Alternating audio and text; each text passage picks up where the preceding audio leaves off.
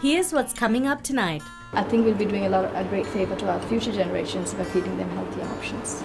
Sashi conducts a focus group to see what an average household shopping list looks like. So let's maybe look at what do we eat for breakfast? What does our breakfast normally look like? She shows us how to substitute some of these items. Today we'll show you that you could make pancakes out of cassava flour. And how to make delicious healthy cassava and coconut pancakes.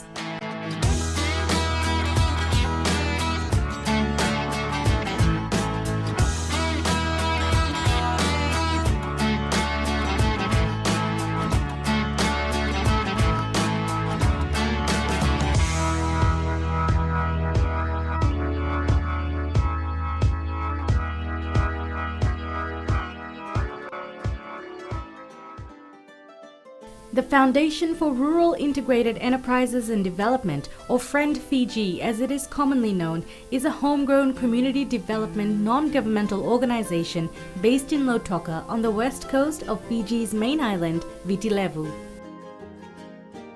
The hallmark of FRIEND's work is the integrated approach it brings into community development, working with communities in rural and underserved regions of Fiji's western, northern and central divisions.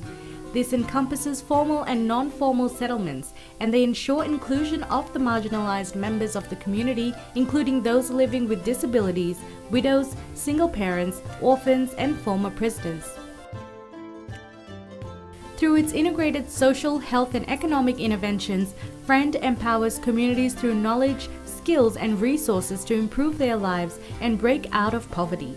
With the support of donor partners and through its own funding, FRIEND engages communities in governance programs, sustainable livelihoods, disaster preparedness, and healthy living targeting women, youth, and men in each community they work in for sustainable development.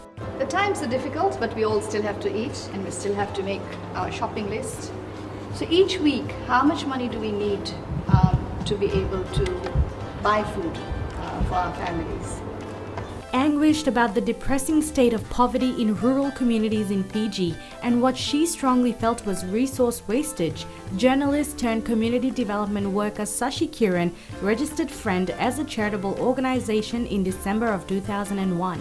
It was set up in response to the 2000 civil unrest in terms of trying to bring livelihoods to people when people were in dire need. So we are more known for our livelihood activities, though our whole focus is socioeconomic and health empowerment for healthier and better communities.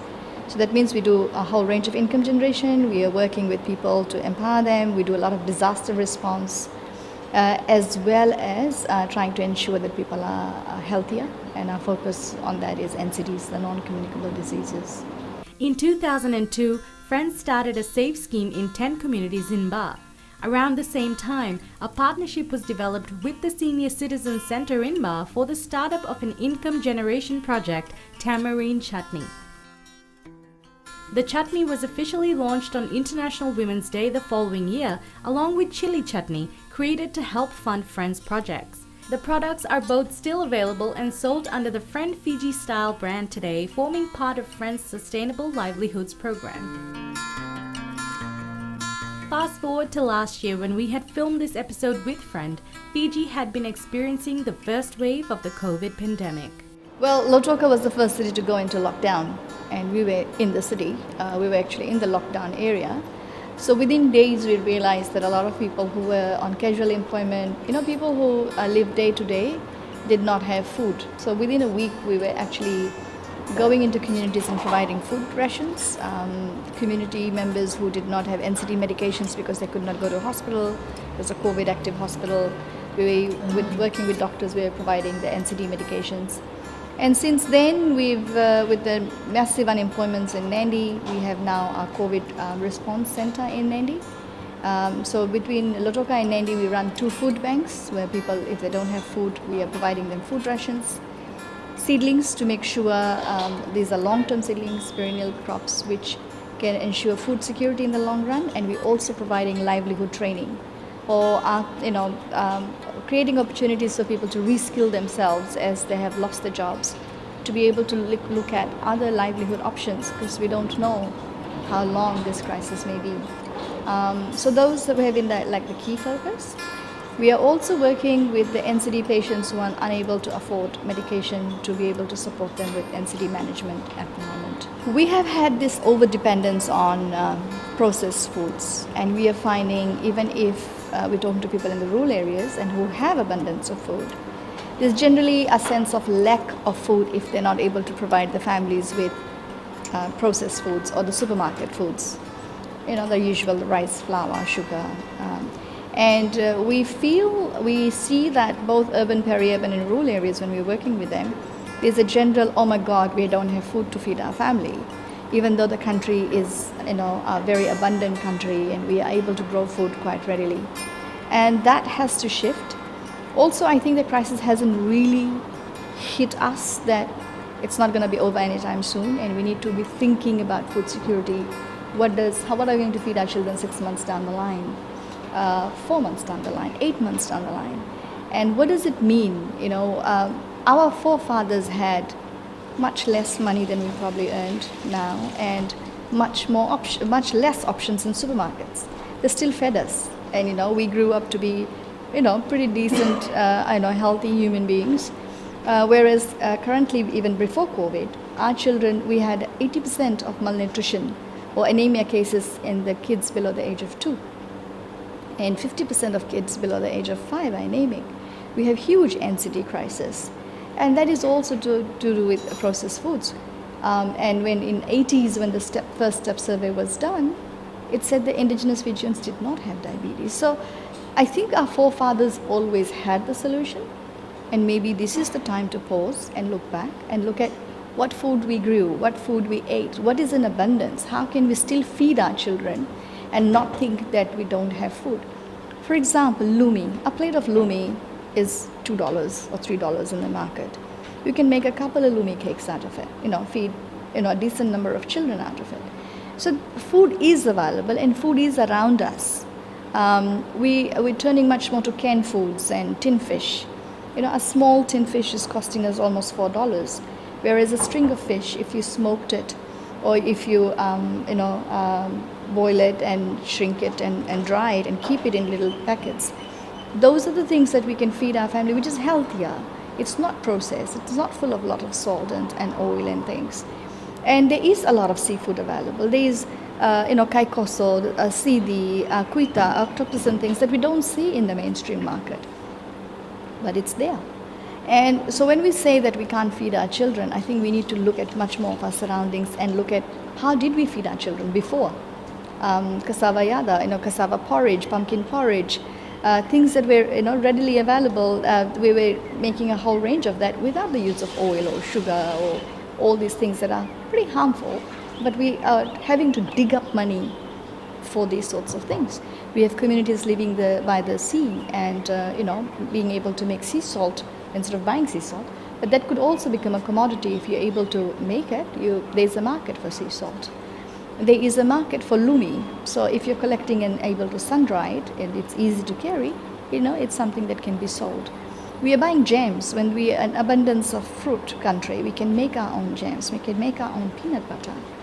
Instead of looking at pancakes for white flour, we can be making pancakes from cassava flour. We can be making rotis from our leftover boiled cassava and breadfruit and things. We can be growing dal in our surrounds. So there's a lot of option. We run a restaurant, Tukuni, and we feed a lot of people curries. You've seen our chutneys on shelf. We use coconut oil. We do not purchase any outside commercial oil. We make our own pressed oil, and we're using that for all our curries and all our chutneys, except for the pickles where we use mustard oil. So it's a clean oil. We know the source of it. We know where it's coming from. It's available. It's cheap. It's around. The coconuts are around us. We see a lot of people very dependent on potatoes. You can easily grow potatoes, by the way, but we could also replace cassava or breadfruit. In chickpea curry, we just throw some cassava, and it's delicious. So these are, people are very dependent on, say, imported carrots. They're imported. We don't know the life of it since the farm to our table. We just use half-ripe purple. Gives the color, more nutritious, Taste is it's not any very strong taste or anything like that. So there are lots of things which we used to do. Look at the ro-ro. There's so much available around us, and you could make delicious food out of it. The amount of frying we do for breakfast, lunch, and dinner. If you just did charcoal cooking, both the ethnic groups used to do charcoal cooking. Charcoal bacon, charcoal fish, charcoal quita. There's so many things we used to be able to charcoal, but today we depend on this heavy oil frying for breakfast. And we have very high levels of heart disease in this country. So I think this is an opportunity for us to step back, pause, look what's around us, what's healthy, what's delicious, what our forefathers knew, and really think about feeding our children healthier options and being food secure going forward. We do not know where this pandemic is taking us, and we need to start preparing now. Well, we're running late in preparing, but we still, need to start thinking about preparing.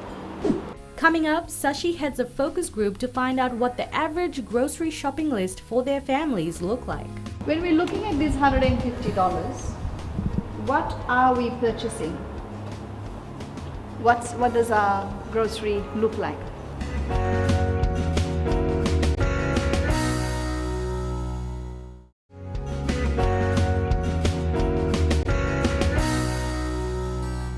From humble beginnings, Friend has over 60 dedicated staff who now work in offices in Lautoka and Lambasa on community governance, sustainable livelihoods, and Smile Health. The Friend Fiji-style range of quality products now include pickles, chutneys, jams, herbal teas, and spices made from local resources, as well as handmade card and craft products. Proceeds from the sale of these products help fund Friend's projects.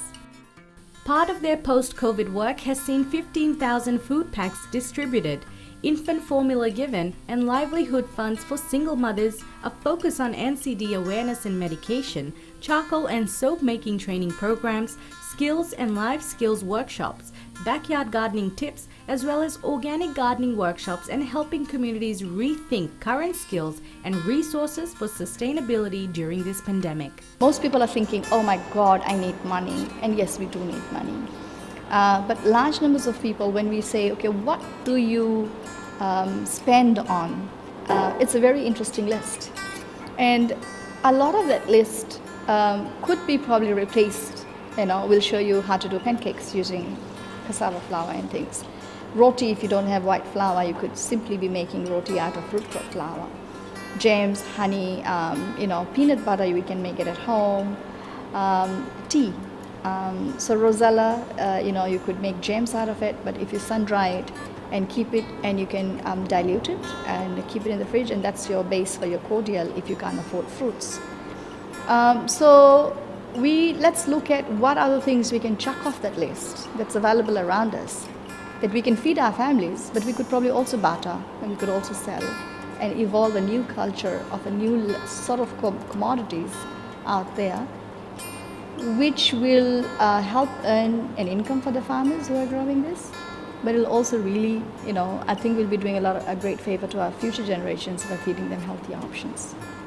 Based off of this, Sashi conducted a focus group workshop for us to learn where and how we could substitute store-bought items for homegrown. What do we buy when we go to supermarkets? Basic rice. So we're looking at rice. What else? Sugar. Sugar, Flour. oil, Dal. dal, Milk. milk. Did you say? Sorry, you said something? Tuna. And what else? Onion. So you say tuna, and you said tin fish. Anything else tinned you buy? Onion, garlic, ginger. Peeled tomatoes. Tin tomatoes. You said something else, sorry. Garlic, ginger, onion. So garlic, ginger, onion. What else? You're buying spices. Salt.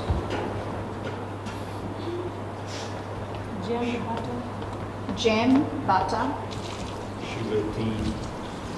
Tea, coffee, Milo. What? Okay. Potatoes. Noodles. This is every week. This is what our list looks like every week, pretty much. Okay. Have you tried growing vegetables? You have, but the drought is impacting it.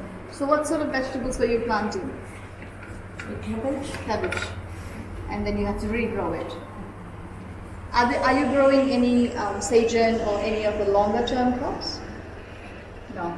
Now, if you did not have any money on you, so let's maybe look at what do we eat for breakfast? What does our breakfast normally look like? Roti, vegetable curry. Roti, curry, biscuits. Is there anything? What else do you make for breakfast? Loloban, pancake, parle, lula. So here you need a lot of flour, right? So we are using flour and we are using oil, right? What else are we using? Sugar. So today, if you have no money, or if you are growing your own food, but you still need this, right? So if you don't have money, is there anything else we can do to replace these foods? Is there any replacements you guys can think of? No. Oh my God. Up next, Sashi and Mohinesh show us easy and available substitutes for the list of items mentioned by the focus group. But there's a lot of good replacements. And today we'll show you that you could make pancakes out of cassava flour. You can make rotis using cassava.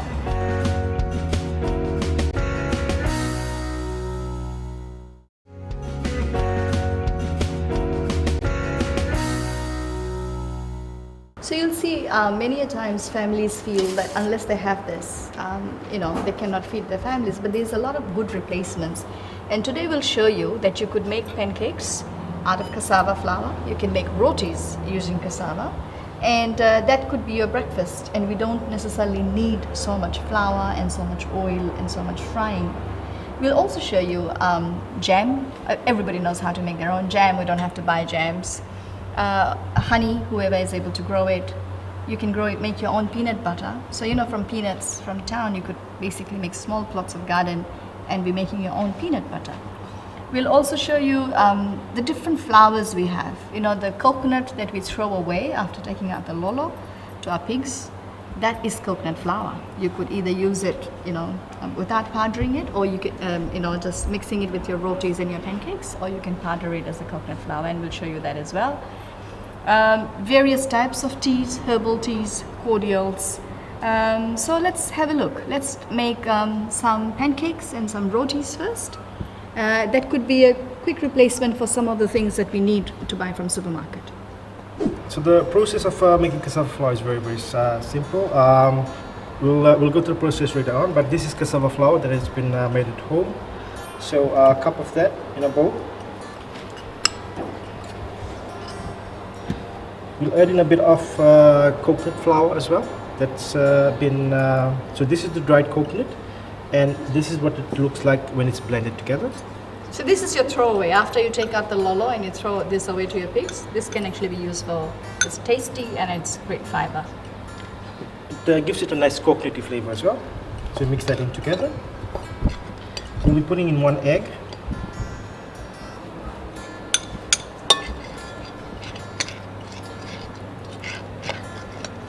And instead of using normal milk, we'll put in some coconut milk.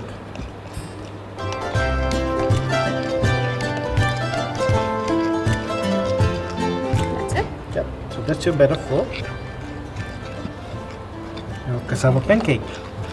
Now to make cassava flour, it's simply, you can grate this, you can grate tapioca, and you can either grate it like this and sun dry it like that. Can you pass me the dried one?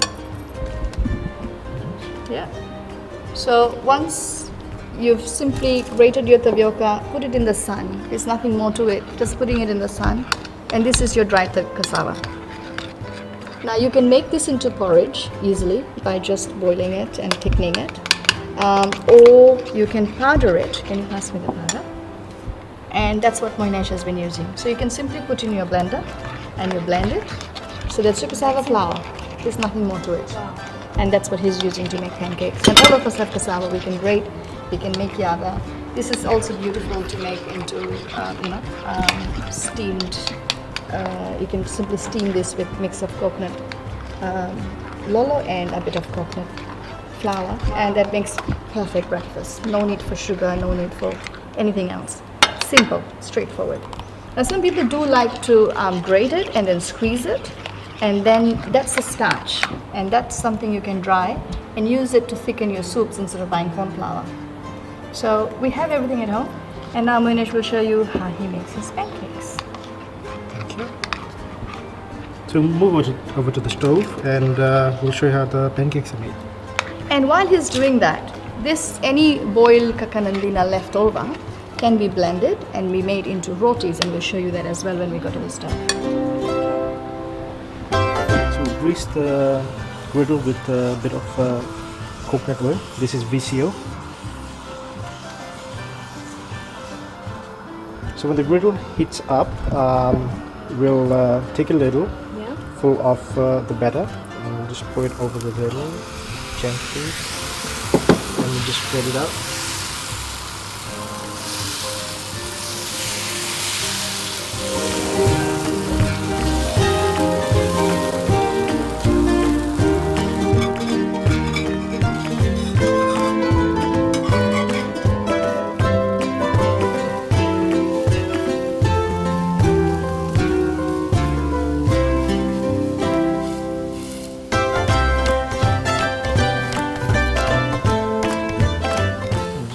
Fold it over,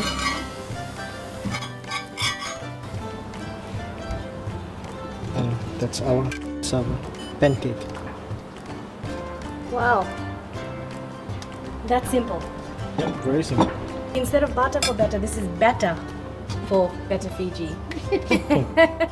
Unfortunately, time has caught up to us tonight, but as promised, we will show you how to make your own peanut butter and also roti using boiled cassava and bundi. You won't want to miss next week's episode. To learn more about the FO4ACP program, log on to www.pacificfarmers.com.